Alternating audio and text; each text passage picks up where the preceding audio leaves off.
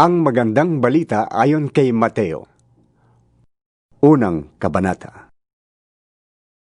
Ito ang talaan ng mga ninuno ni Hesukristo na mula sa angkan ni David, na mula naman sa lahi ni Abraham. Si Abraham ang ama ni Isaac. Si Isaac ang ama ni Jacob, na ama ni Juda, at ng kanyang mga kapatid. Naging anak naman ni Juda kay Tamar, sina Fares at Zara.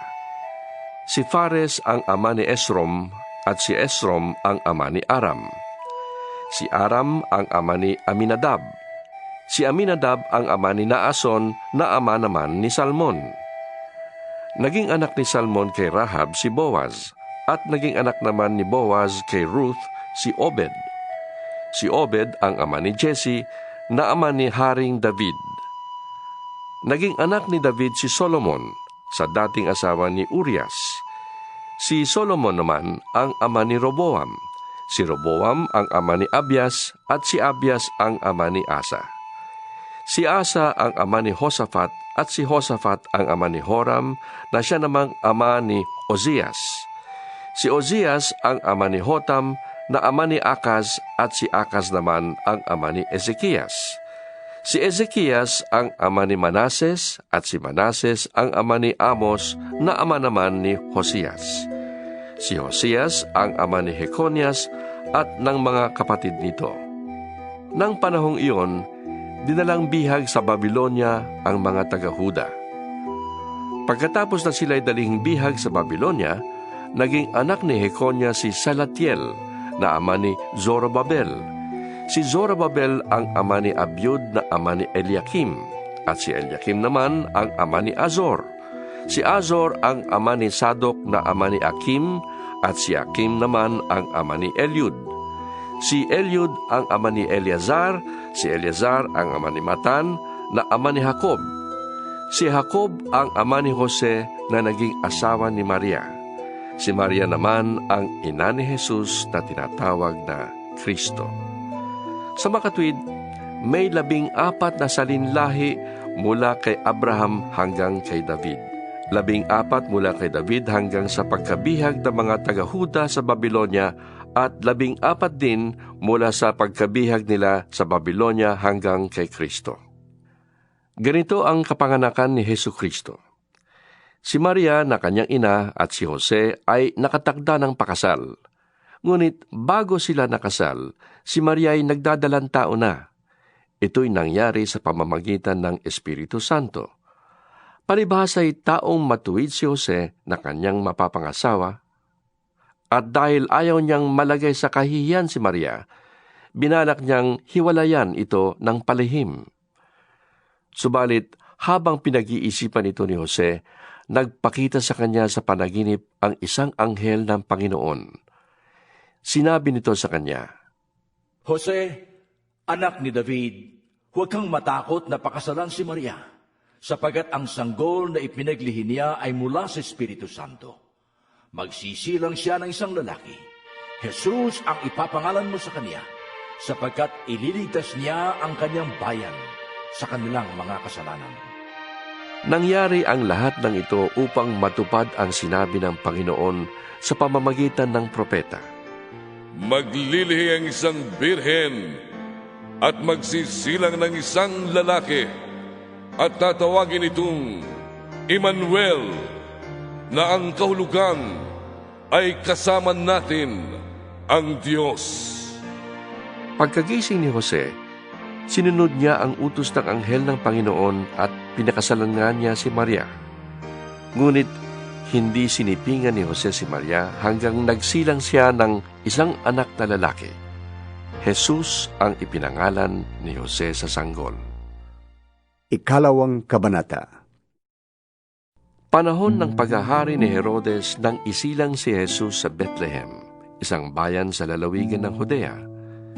May ilang pantas noon na dumating sa Jerusalem mula sa silangan. Nagtanong-tanong sila, Nasaan ang ipinanganak na hari ng mga Hudyo? Nakita namin sa silangan ng kanyang tala, kaya't naparito kami upang siya'y sambahin. Nang mabalitaan ito ni Haring Herodes, ay naligalig siya. gayon din ang buong Jerusalem. Kaya't tinipon niya ang lahat ng mga punong pari ng mga Hudyo at mga tagapagturo ng kautusan ng bayan at sila'y tinanong, Saan ba ipapanganak ang Mesiyas? Sa Bethlehem na nasa Judea po, Tugon nila, sapagkat ganito po ang isinulat ng propeta. Ikaw, Bethlehem, sa lupay ng Juda, ay hindi pinakahamak sa mga pangunahing bayan ng Juda, sapagkat sa iyo magmumula ang isang pinuno na mamamahala sa aking bayan Israel. palihim na ipinatawag ni Herodes ang mga pantas at inusisa kung kailan lumitaw ang tala. Pagkatapos, sila ay pinapunta niya sa Bethlehem na ganito ang bilin. Hanapin ninyong mabuti ang sanggol. Kapag nakita niyo siya, ipagbigay alam ninyo sa akin, upang ako malay makasamba rin sa kanya. Pagkarinig sa bilin ng hari, ay lumakad na nga ang mga pantas. Ganun na lamang ang kanilang tuwa nang makita nilang muli ang talang nakita nila sa silangan. Pinangunahan sila nito hanggang sa tumigil ito sa tapat ng kinaroroonan ng bata. Pagpasok sa bahay, nakita nila ang bata sa piling ni Maria na kanyang ina. Nagpatira pa sila at sumamba sa bata. Binuksan nila ang kanilang mga sisidlan at inihandog sa kanya ang dala nilang ginto, insenso at mira. Nang sila'y papauwi na, nakatanggap sila ng babala sa pamamagitan ng panaginip na huwag nang bumalik kay Herodes, kaya't nag-iba na sila ng daan. Pagkaalis ng mga pantas, nagpakita kay Jose sa panaginip ang isang anghel ng Panginoon. Sinabi nito sa kanya, Bumangon ka't dalhin mo agad sa Ehipto ang mag-ina. Hahanapin ni Herodes ang bata upang patayin.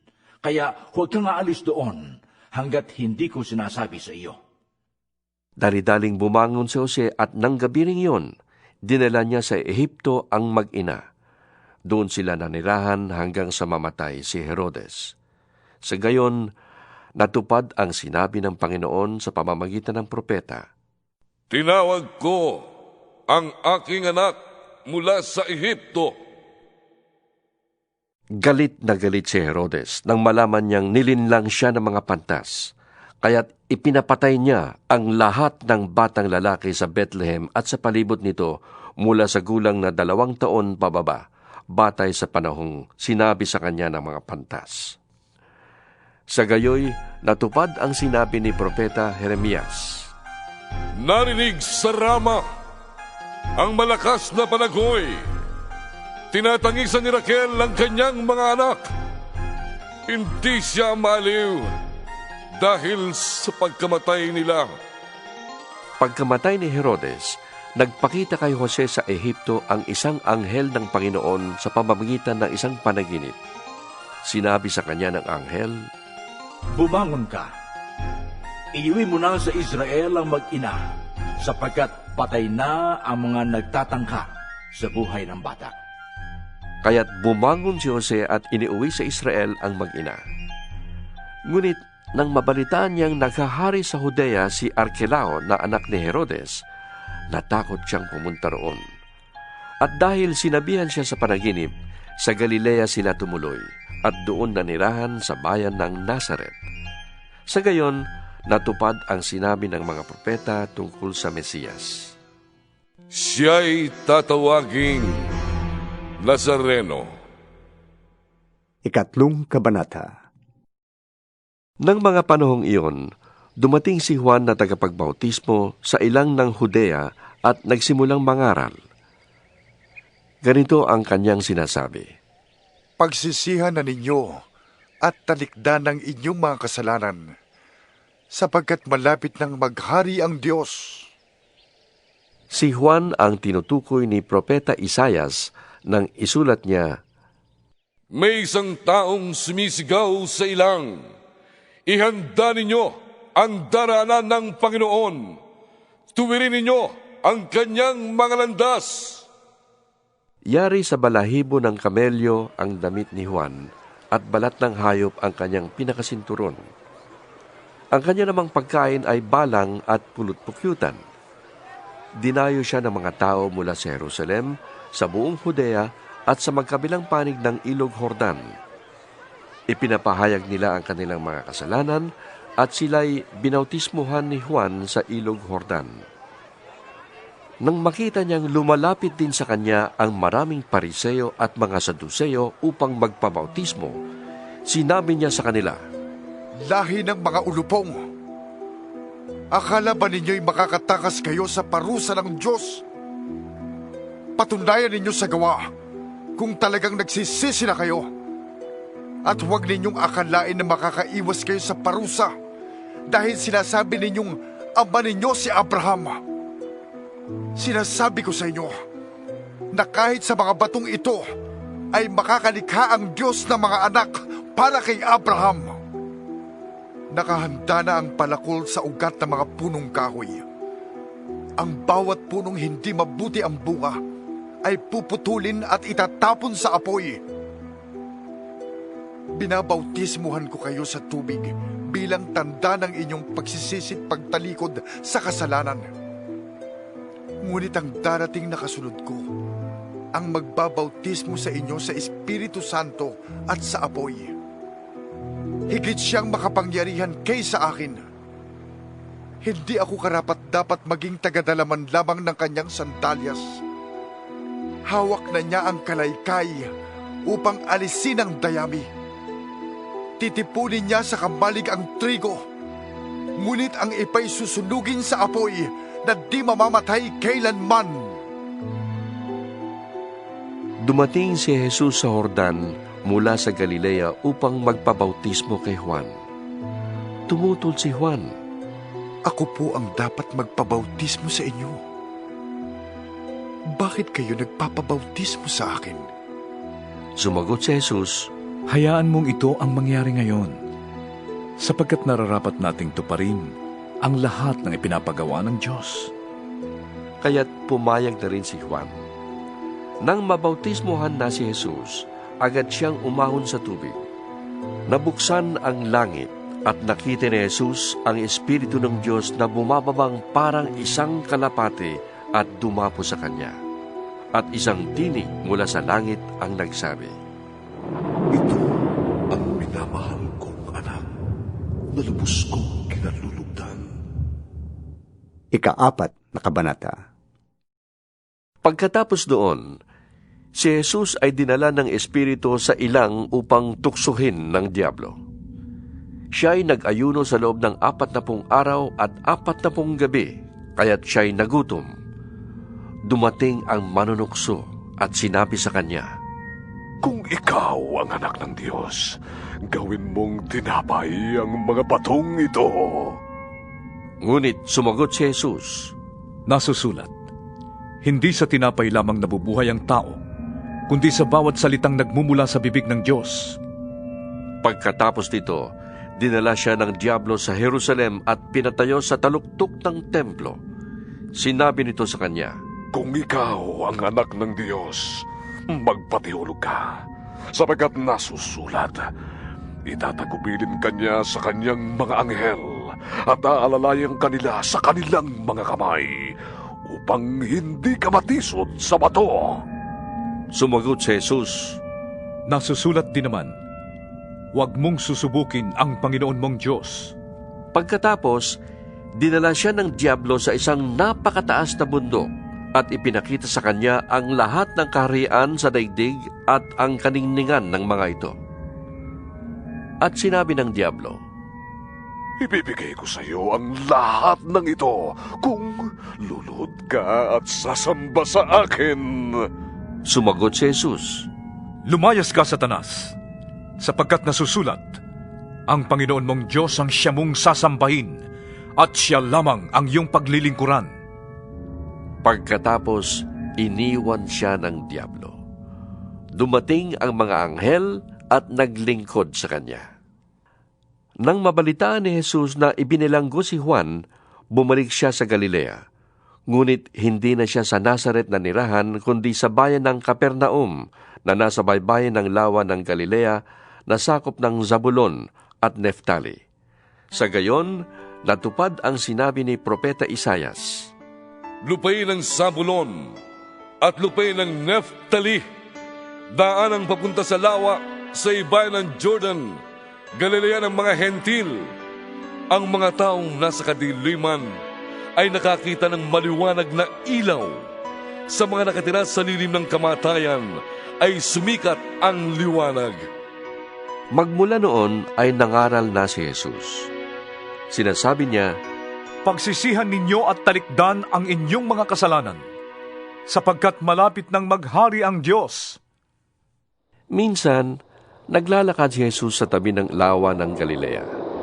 Nakita niyang naghahagis ng lambat sa dagat ang dalawang mangingisda, si Simon na tinatawag ding Pedro at ang kapatid niyang si Andres. Sinabi ni Jesus sa kanila, Sumunod kayo sa akin, at gagawin ko kayong mangingisda ng mga tao. Noon di iniwan nila ang kanilang mga lambat at sumunod kay Jesus.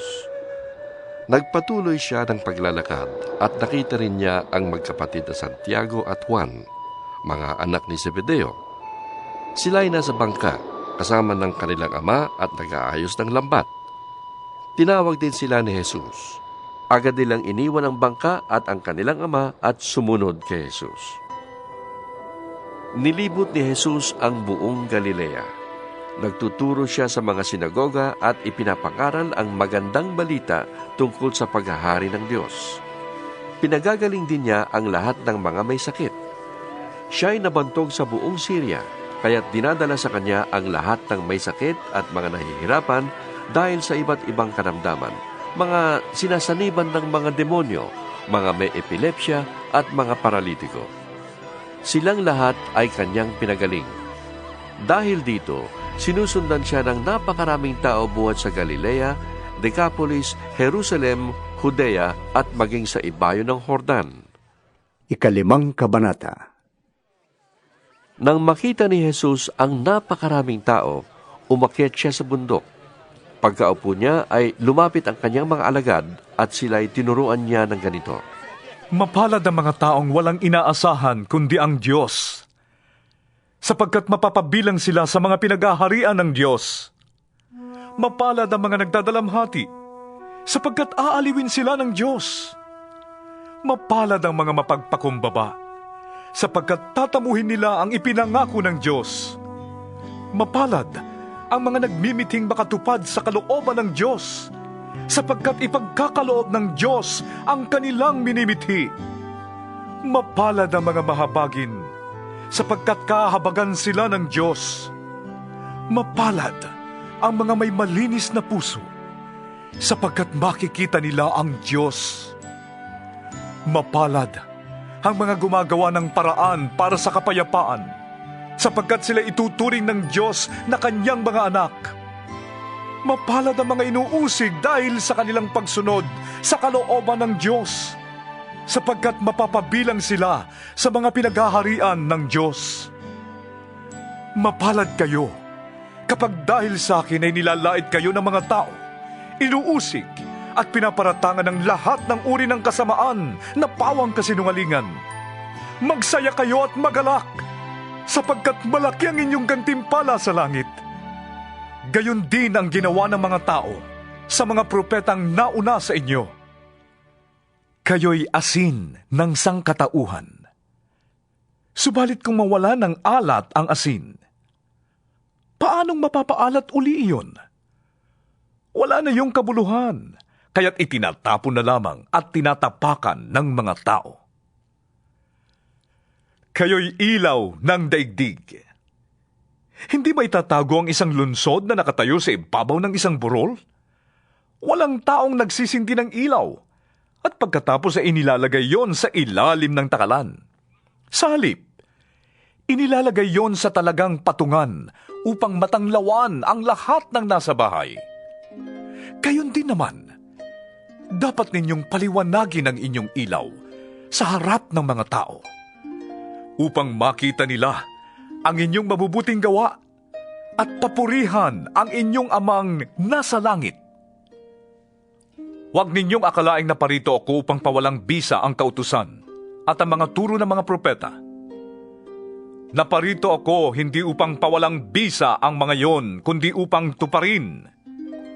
Tandaan niyo ito, kahit maglaho ang langit at lupa, ang kaliit-litang bahagi ng kautusan ay di mawawalan ng bisa hanggat hindi natutupad ang lahat.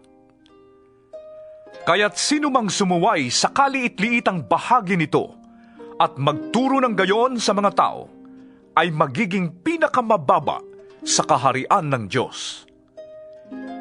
Ngunit ang tumutupad ng kautusan at nagtuturo na tuparin nyo ng mga tao, ay magiging dakila sa kaharian ng Diyos. Sinasabi ko sa inyo, kung ang pagsunod ninyo sa kalooban ng Diyos ay tulad lamang ng pagsunod ng mga tagapagturo ng kautusan at mga Pariseo, hindi kayo makakapasok sa kaharian ng Diyos. Narinig ninyong iniutos sa mga tao noong una, huwag kang papatay. Ang sinumang pumatay ay mananagot sa hukuman. Ngunit sinasabi ko naman sa inyo, ang sinumang napupuot sa kanyang kapatid ay mananagot sa hukuman. Ang humahamak sa kanyang kapatid ay mananagot sa Sanhedrin. At sinumang magsabi sa kanyang kapatid, ulul ka, ay nanganganib na maparusahan sa apoy ng impyerno. Kaya't kung naghahandog ka sa altar, at maalala mong may sama ng loob sa iyong kapatid mo, iwan mo muna ang iyong handog sa harap ng altar at makipagkasundo ka sa kanya. Pagkatapos, saka ka magbalik at maghandog sa Diyos. Kung may ibig magsakdal sa iyo, makipag-ayos ka agad sa kanya bago makarating sa hukuman ang inyong kaso. Kung hindi dadalhin kanya sa hukom, at ibibigay ka nito sa tanod, at ikukulong ka naman sa bilangguan. Sinasabi ko sa iyo, hindi ka makakalabas doon hanggat hindi mo nababayaran ang kahuli-hulihang sentimo ng dapat mong bayaran. Narinig ninyo na iniutos noong una, huwag kang mangangalunya. Ngunit sinasabi ko sa inyo, ang sinumang tumingin sa isang babae ng may mahalay na pagnanasa, ay nangangalunya na sa babaeng yon sa kanyang puso. Kung ang isang mata mo ay nagiging sanhi ng iyong pagkakasala, dukitin mo ito at itapon. Mabuti pang mawalan ka ng isang bahagi ng iyong katawan kaysa ang buo mong katawan ang itapon sa impyerno. Kung ang iyong kamay naman ay nagiging sanhi ng iyong pagkakasala, putulin mo ito at itapon. Mabuti pang mawalan ka ng isang bahagi ng iyong katawan kaysa ang buo mong katawan ang itapon sa impyerno. Sinabi rin naman, kapag diniborsyo ng isang lalaki ang kanyang asawa, ito'y dapat niyang bigyan ng katibayan ng diborsyo. Ngunit sinasabi ko sa inyo, kapag diniborsyo ng isang lalaki ang kanyang asawa, maliban kung ito ay nangangalunya, itinutulak niya ang kanyang asawa sa kasalanang pangangalunya. At sino mang mag-asawa sa babaeng hiniwalayan, ay nagkakasala rin ng pangangalunya. Narinig din ninyong iniutos noong una, huwag kang susumpa na walang balak na tuparin ang iyong pangako. Sa halip, tuparin mo ang iyong sinumpaang pangako sa Panginoon. Ngunit sinasabi ko sa inyo, huwag na kayong manunumpa kapag kayo'y nangangako. Huwag ninyong sasabihing, saksi ko ang langit, sapagkat ito'y trono ng Diyos. O kaya'y, saksi ko ang lupa, sapagkat ito'y tuntungan ng kanyang mga paa. Huwag din ninyong sasabihing, saksi ko ang Jerusalem, sapagkat ito'y lunsod ng dakilang hari. Huwag mo ring sabihing, mamatay man ako, sapagkat ni isang buhok sa iyong ulo ay hindi mo kayang paputiin o paitimin. Sabihin mo na lang na, oo, kung oo, at hindi, kung hindi. Sapagkat ang anumang sumpang idaragdag dito ay buhat na sa masama. Narinig ninyong sinabi, mata sa mata at ngipin sa ngipin. Ngunit sinasabi ko sa inyo, huwag ninyong paghihigantihan ang masamang tao. Kung sinampal ka sa kanang pisngi, iharap mo rin sa kanya ang kaliwa. Kung isakdal ka ni naman upang makuha ang iyong baro, ibigay mo sa kanya pati ang iyong balabal. Kung pilitin ka ng manlulupig na pasanin ang kanyang dala ng 1 milya, pasanin mo yun ng 2 milya. Bigyan mo ang nanghihingi sa iyo, at huwag mong tanggihan ang nanghihiram sa iyo. Narinig ninyong sinabi, mahalin mo ang iyong kaibigan, at kamuhian mo ang iyong kaaway. Ngunit ito naman ang sinasabi ko, mahalin ninyo ang inyong mga kaaway, at ipanalangin ninyo ang mga umuusig sa inyo, upang kayo'y maging tunay na mga anak ng inyong amang nasa langit. Sapagkat pinasisikat niya ang araw sa masasama at sa mabubuti, at nagpapaulan siya sa mga matuwid at sa mga di matuwid. Kung ang mga nagmamahal sa inyo, ang siya lamang ninyong mamahalin, anong gantimpala ang inyong maaasahan? Hindi ba't ginagawa rin niya ng mga maniningil ng buwis? At kung ang mga kapatid lamang ninyo ang inyong binabati, anong ginagawa ninyong higit kaysa iba? Ginagawa rin niya ng mga hentil. Kaya maging ganap kayo, gaya ng inyong amang nasa langit.